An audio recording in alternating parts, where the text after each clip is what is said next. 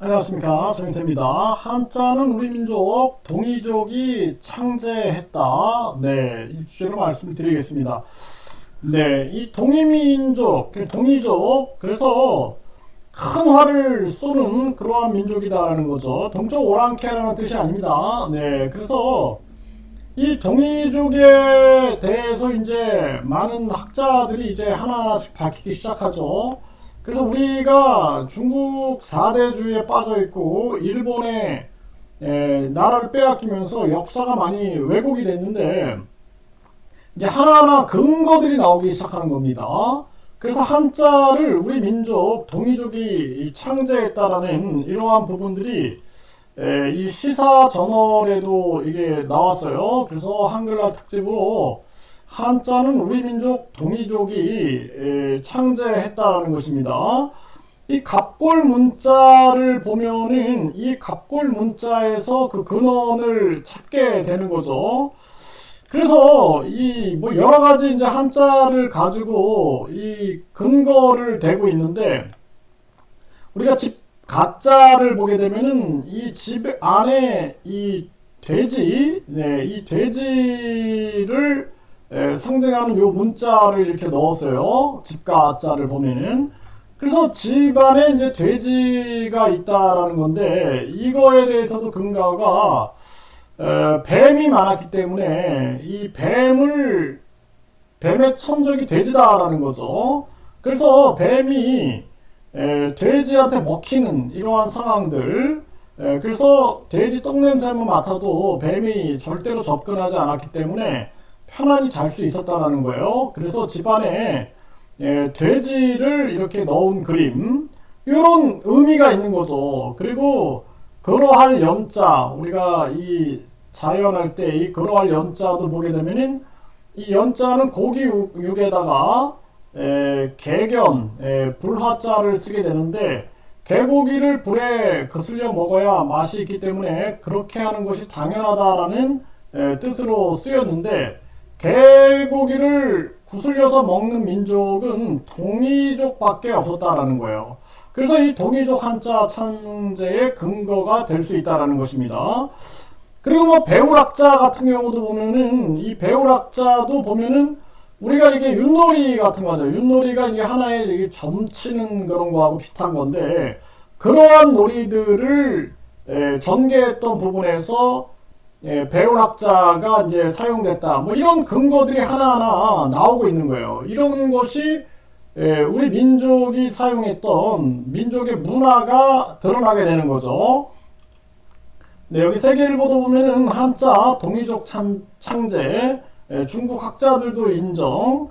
그래서 이 부분에 대해서도 이게 많이 등장하는 말이에요. 그래서 세계적인 중국의 문호 리니탕, 네, 리니탕이 이렇게 얘기를 합니다.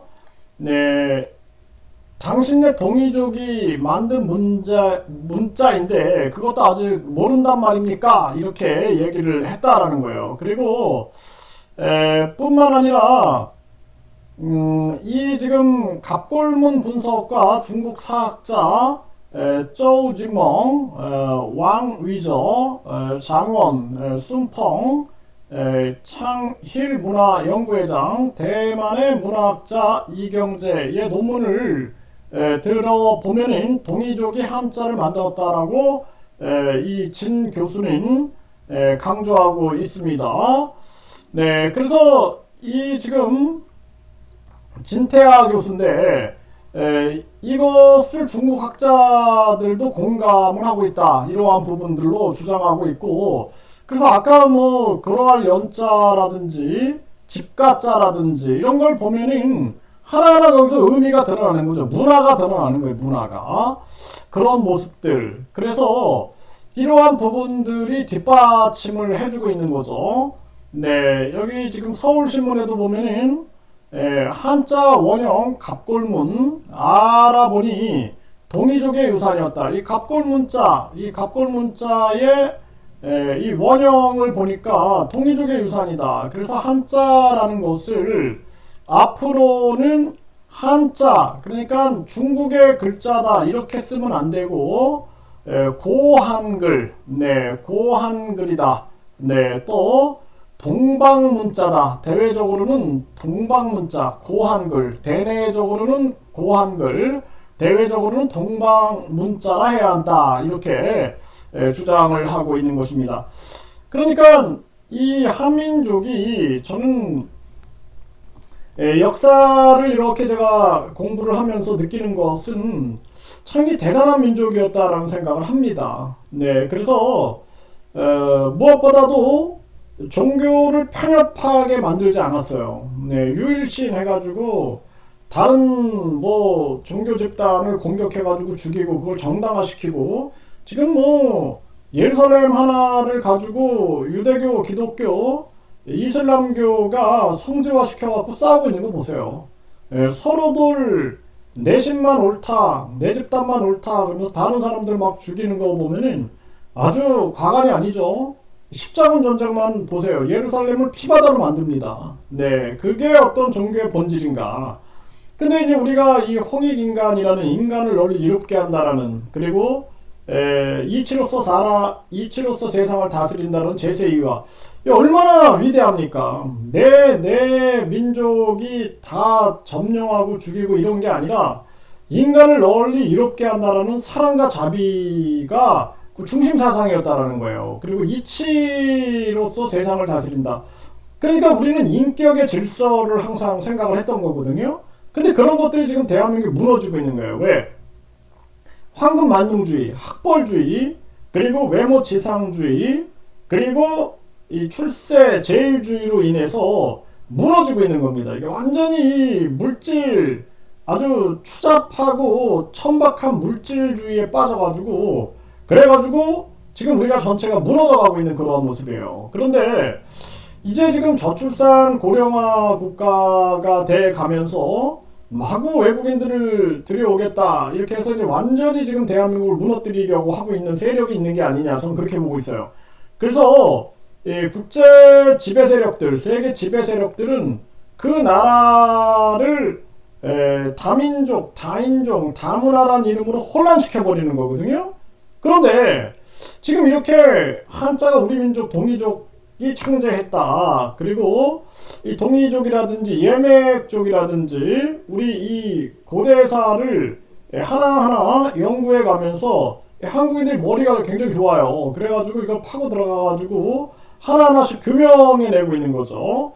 이렇게 되면 근거가 딱 나오기 때문에 중국이 반박을 못합니다. 중국이 아무리 뭐 부여 고구려 그리고 발해 역사를 자기네 역사로 편입시키려고 해도 이것이 진실을 가릴 수가 없는 거예요. 그러다 보니까 하나하나 근거들이 드러나기 시작한다.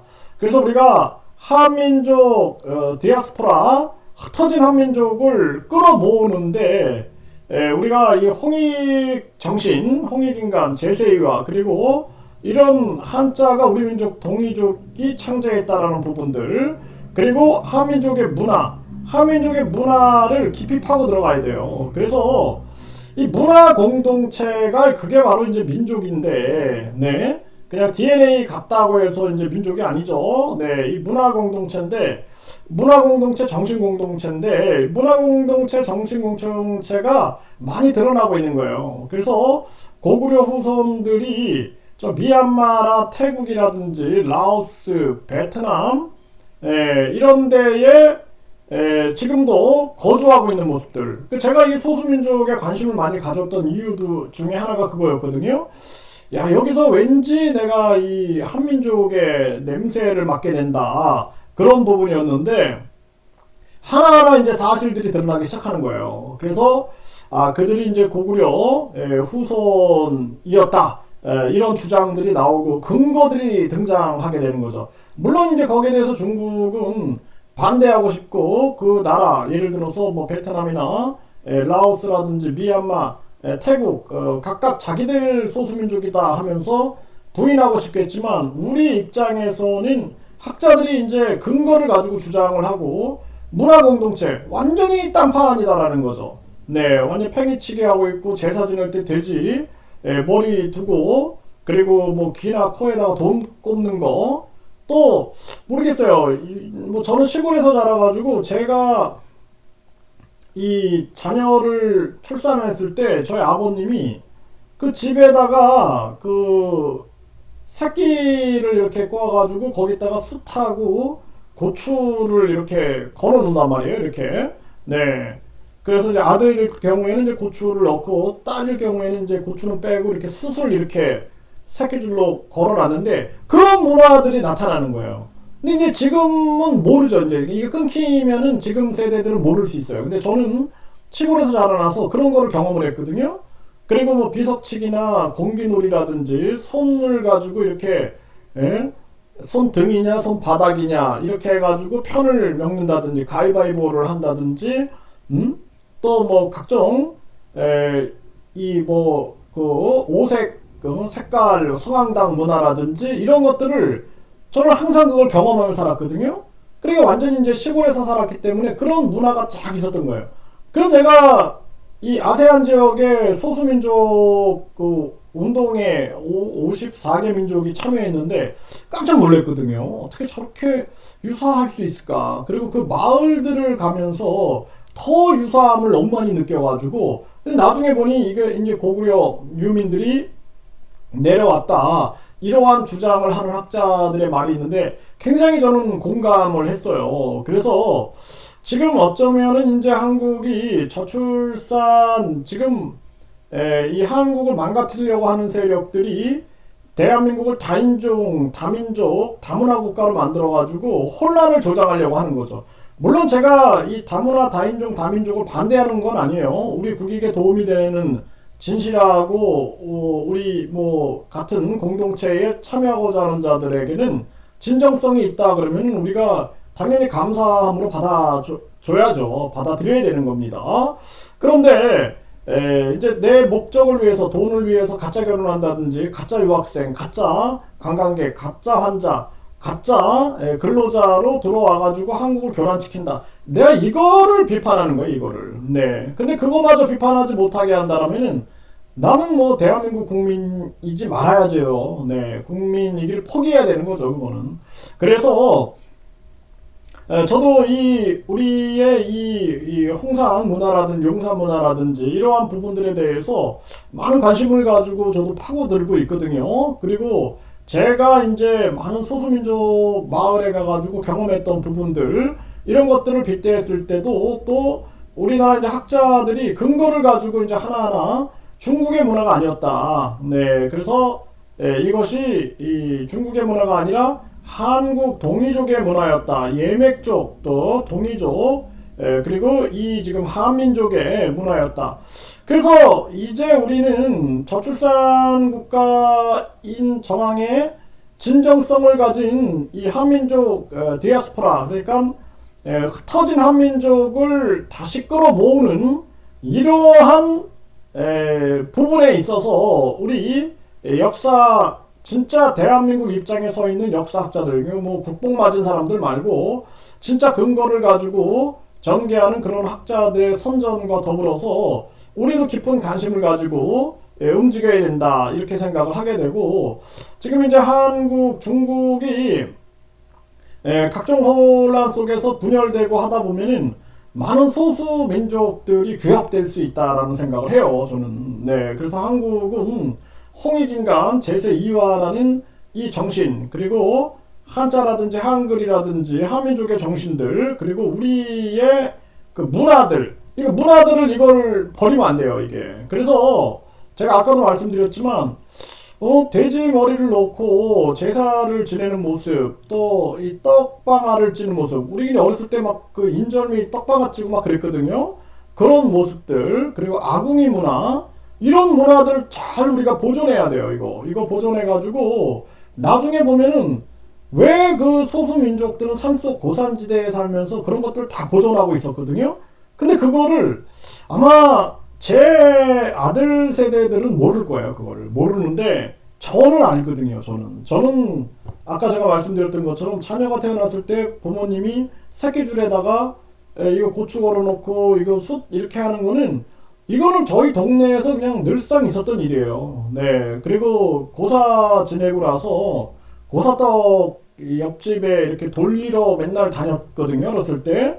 그러한 모습들.